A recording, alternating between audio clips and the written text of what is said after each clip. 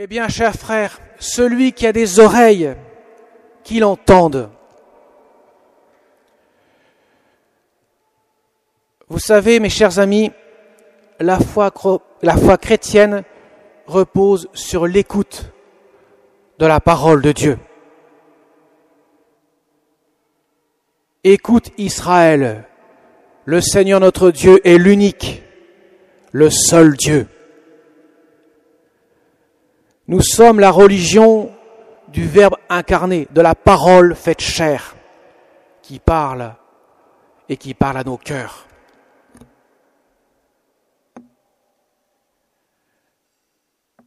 Mes chers amis, la parabole que nous venons d'entendre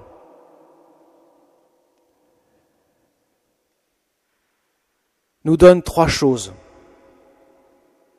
à bien saisir. Tout d'abord, le semeur, c'est Dieu. C'est lui qui sème. La semence, c'est la parole de Dieu. Quel que soit le terrain, le semeur et la semence sont le même et la même. Le même semeur, le même Dieu et la même semence, la même parole de Dieu, qui s'adresse à tous. Le terrain est variable. Il y a le sol pierreux, il y a le bord du chemin, il y a les ronces et il y a la bonne terre. Le sol correspond à notre cœur.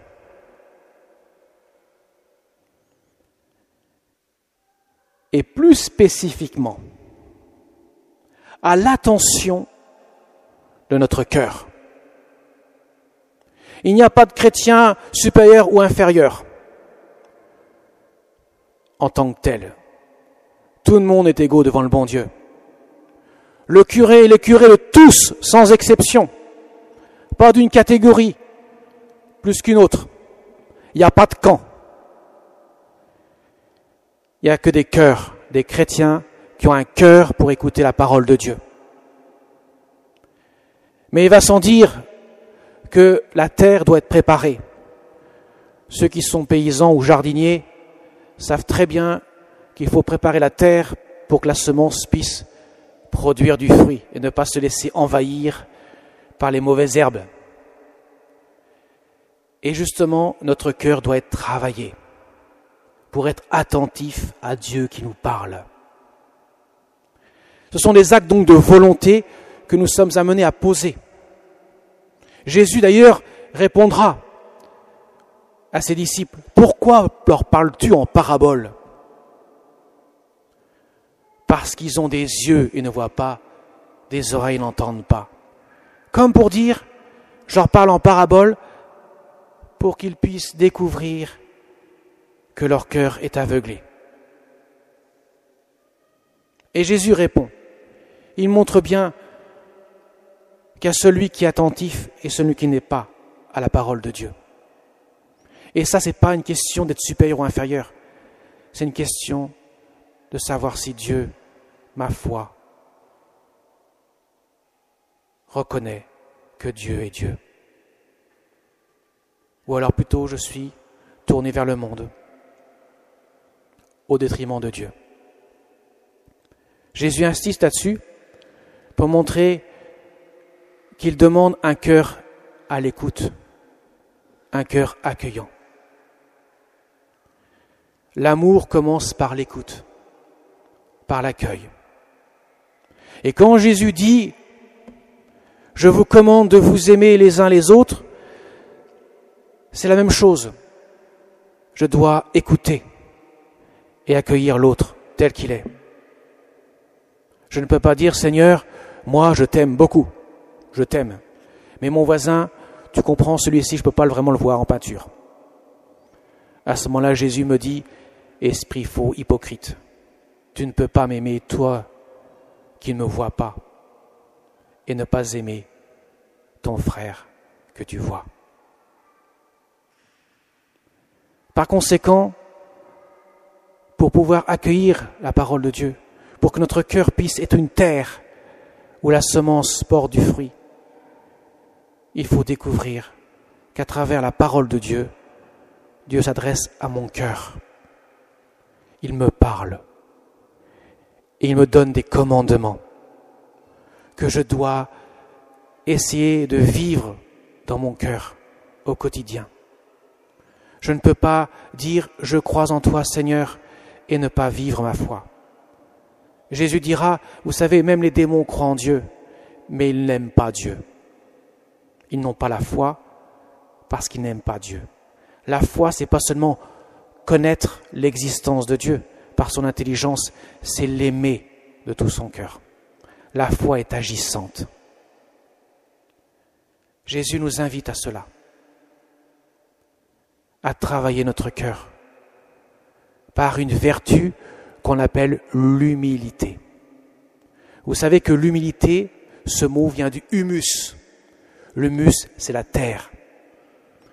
C'est pas étonnant d'ailleurs que Jésus prend l'exemple de la terre, du sol, pour manifester que la parole de Dieu, la semence, doit porter du fruit. Vous comprenez que la bonne terre, c'est le cœur humble, celui qui vient bien travailler, celui qui est riche, qui portera du fruit. Parce que l'humus est nécessaire à la terre pour qu'elle ne soit pas stérile. L'humilité. Le curé d'Ars se disait à ses paroissiens, patron de tous les curés de l'univers, donc la référence. Il disait, mes chers paroissiens, le dimanche à la messe, il leur disait ça dans son homélie.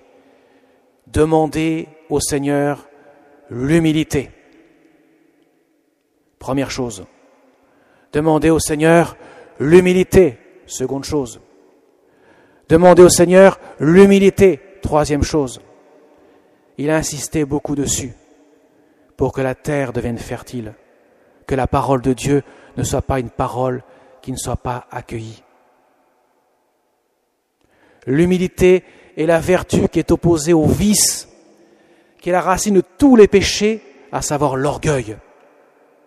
L'orgueil, c'est prétendre être ce que je ne suis pas. C'est prétendre être Dieu à la place de Dieu. Et forcément, Dieu ne peut retrouver devant lui qu'une terre encombrée de ronces, ou un bord du chemin, ou un sol pierreux. Voilà pourquoi la nécessité de cultiver par l'humilité, qui passe par l'écoute attentive de la parole de Dieu, au point qu'elle prenne chair dans ma vie. La Vierge Marie, son cœur était tellement attentive à la parole de Dieu, tellement attentive au mystère de Dieu, que la parole de Dieu s'est faite chair en elle. Le Verbe s'est fait chair, le Fils de Dieu s'est fait chair, la parole de Dieu s'est fait chair. Tout cela, c'est la même chose. Parole, Fils, Verbe, Logos, c'est le même terme, la même expression. C'est la même finalité. Comme le dira l'Épître aux Hébreux, Dieu a parlé aux hommes, par les prophètes, etc. Et en dernier lieu, il a parlé par son Fils qui s'est fait homme. Le Verbe s'est fait chair. Et il a demeuré parmi nous, dira Saint Jean l'apôtre. Voyez mes chers amis, l'importance d'accueillir dans notre cœur la parole de Dieu et regarder, centrer son regard sur le Christ et non pas sur les autres. Quand je ne regarde plus le Christ, je ne vois plus Dieu à l'œuvre dans mon cœur. Et si je regarde les autres, je me compare à eux. Est-ce que je suis supérieur ou inférieur? À ce moment-là, mon cœur est sec. Il lui manque l'essentiel, Dieu. Dieu nous a créés par amour. Nous sommes un don de Dieu. Nous sommes le reflet de l'amour de Dieu. Et Dieu nous appelle à un plus grand amour qui n'est pas centré sur nous-mêmes ou sur le regard des autres, mais qui est centré sur Dieu lui-même. Sur Dieu, le seul qui peut combler notre cœur. le seul, et puis qui peut nous donner le vrai bonheur auquel nous aspirons tous. Les saints, la Vierge Marie, sont une école pour nous, pour chacun d'entre nous. Quand nous regardons leur vie, quelle fut leur vie sur terre, c'est une vie de renoncement d'eux-mêmes parce qu'ils avaient découvert le vrai trésor, la perle précieuse qu'est le Christ lui-même, Dieu. Ils ont regardé le Christ et dans le regard du Christ, ils ont aimé leur prochain qui les entourait, quelles que soient les choses qui peuvent les agacer naturellement. Ah, mes chers amis, en méditant cette parole de Dieu, cet évangile que nous venons entendre à l'instant, qui est adressé à nous aujourd'hui, et pas seulement à la foule il y a 2000 ans, mais à nous aujourd'hui, qu'est-ce que nous voulons? Est-ce que nous voulons être la bonne terre qui produira du fruit, ou alors nous laisser accaparer par les choses de ce monde, les ronces, ou alors être d'un moment le sol pierreux ou le bord du chemin? Jésus nous pose la question et nous dit, celui qui a des oreilles qu'il entende bien, il est venu pour notre bonheur. Le regard de Marie, pour cela, nous conduit à Jésus. Elle nous dit, faites tout ce qu'il vous dira. En lui est le vrai bonheur, à n'en point douter. Amen.